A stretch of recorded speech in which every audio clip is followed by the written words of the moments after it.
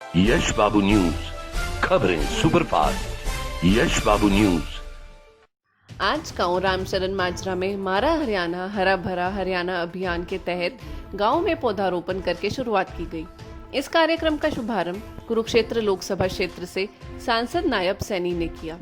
इस कार्यक्रम की अध्यक्षता हरा हरियाणा हरा भरा हरियाणा मिशन के प्रदेश संयोजक पवन सैनी ने की। सांसद नायब सैनी ने कहा कि आज रक्षाबंधन के पवित्र त्योहार पर हरियाणा हरा भरा हरियाणा अभियान के तहत हरियाणा प्रदेश में भाजपा के कार्यकर्ताओं के द्वारा 5 लाख पौधे लगाए जाएंगे।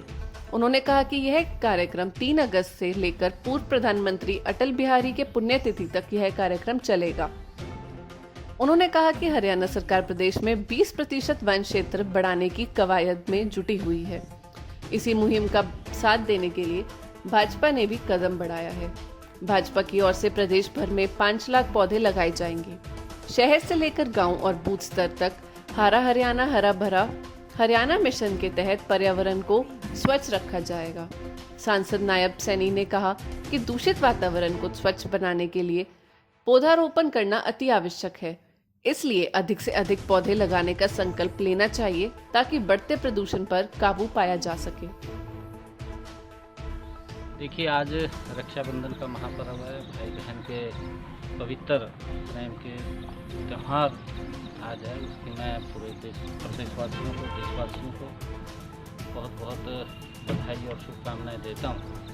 आज मैं और हमारे यहाँ से पूर्व में विधायक रहे डॉक्टर पवन सैनी जी गांव रामचरण माजरा में यहाँ पर आज जो एक अभियान चला है भारतीय जनता पार्टी के द्वारा, हमारा हरियाणा हरा भरा हरियाणा, और जिसके संयोजक हरियाणा प्रदेश के डॉक्टर पवन सैनी जी हैं। पूरे प्रदेश के अंदर उन्होंने जाकर के पार्टी के कार्यकर्ताओं के बीच में, आमजन के बीच में लोगों को जागरूक किया कि हरियाणा प्रदेश के अंदर भारतीय जनता पार्टी कार्यकर्ताओं द्वारा 5 लाख से अधिक पौधे लगाए जाएंगे और उस कड़ी के अंदर आज उसका शुभारंभ हुआ है।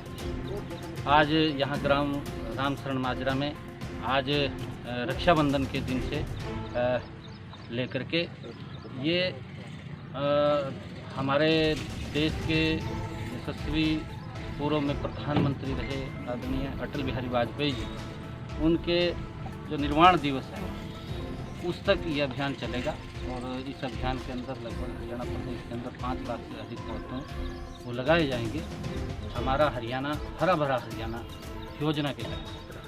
क्योंकि उसके पास मुद्दा नहीं है कोई, और विपक्ष को ये देखना भी चाहिए कि आज जिस प्रकार की स्थिति पूरे विश्व के अंदर है, कोरोना जैसी वैश्विक महामारी में अभी तक तो बसें भी चालू नहीं हुई है। अगर बसें जो चालू भी हुई हैं कम रूटों के ऊपर कम समय के अंदर, उसके अंदर भी फिजिकल डिस्टेंसिंग का पालन किया गया है और उसके तहत ही ये कहीं ना कहीं हर हमारे त्यौहार भी इस कोरोना जैसे संकट के अंदर प्रभावित हुए हैं और हर व्यक्ति प्रभावित हुआ है, उसके अंदर विपक्ष भी प्रभावित हुआ है। उनको समझना चाहिए ये बात। और ऐसा नहीं है क्योंकि आदरणीय मुख्यमंत्री जी ने पहली बार, क्योंकि पीछे जब पहली बार वो हरियाणा प्रदेश के मुख्यमंत्री बने थे तो उन्होंने ये घोषणा की थी कि हमारी बहनें रक्षाबंधन के पर्व के ऊपर वो फ्री में बसों में यात्रा करेंगी 1 दिन के लिए।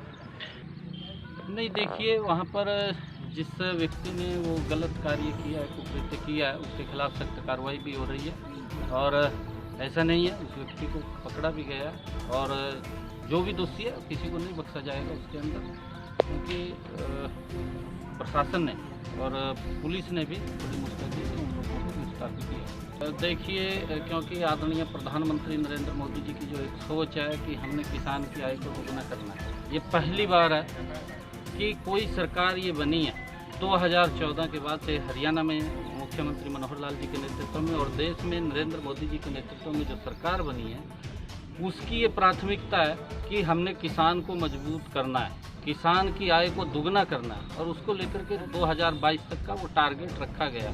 और उसी कड़ी के अंदर चाहे किसानों को जो कोऑपरेटिव सोसाइटी से ऋण मिलता है हरियाणा प्रदेश के अंदर उसको 0% किया, जो MSP है किसान का उसको लगातार बढ़ा रहे हैं और जो प्रधानमंत्री किसान सम्मान निधि है उसके माध्यम से किसान को 2000 रुपया 3 महीने के अंदर 4 महीने के अंदर एक किस्त जारी की जा रही है। 1 साल के अंदर 6,000 रुपये देने का काम वो केंद्र सरकार नरेंद्र मोदी जी भी कर रहे हैं, हरियाणा प्रदेश के मुख्यमंत्री मनोहर लाल जी भी कर रहे हैं। और उसके साथ साथ मैं आपको बताना चाहता हूँ कि किसानों को पहली बार जो उनकी फसल खराब हुआ प्राकृतिक आपदा के कारण, उसके अंदर भी बहुत बड़ा मुआवजा वो दिया गया।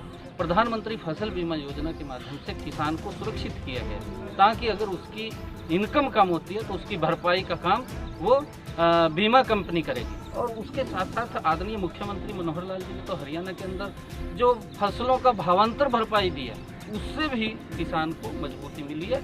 बहुत सारे स्टेप हैं, धीरे धीरे करके किसान को उस तरफ ले जाया जा रहा है जो स्वामीनाथन ने कहा था कि किसान की आय दुगनी होनी चाहिए, कि किसान की आय बढ़नी चाहिए। उसको लेकर के पहली बार स्वामीनाथन ने भी ये ट्वीट करके कहा कि नरेंद्र मोदी जी की सरकार वो किसानों के हित में मजबूती से काम कर रही है, परंतु विपक्ष ने किसान का शोषण किया, उसको दबाने का काम किया और उसके नाम के ऊपर वाहवाही लूट करके वोट बटोरने का विपक्ष ने काम किया। विपक्ष भी अपने समय के अंदर, कोई छोटा समय नहीं था उनका, 55 वर्ष तक उन्होंने देश को ऊपर शासन किया। आदरणीय नरेंद्र मोदी जी का तो 6 वर्ष का शासन हुआ है। 6 वर्ष के अंदर किसान कितना मजबूत किया है, उन्होंने 55 वर्ष में कितना किसान को फायदा पहुंचाया, इसका आंकलन भी करना चाहिए।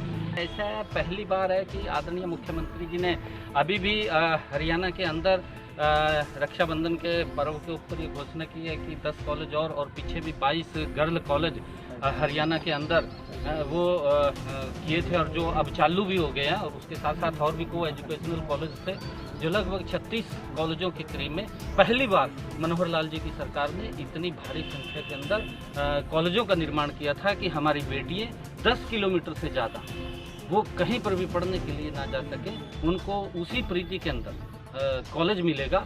और उसको लेकर के यहाँ पर भी क्योंकि ये मांग डॉक्टर पवन सैनी जी ने विधानसभा के अंदर उठाई है, जल्दी ही यहाँ पर भी उस कॉलेज का निर्माण होगा।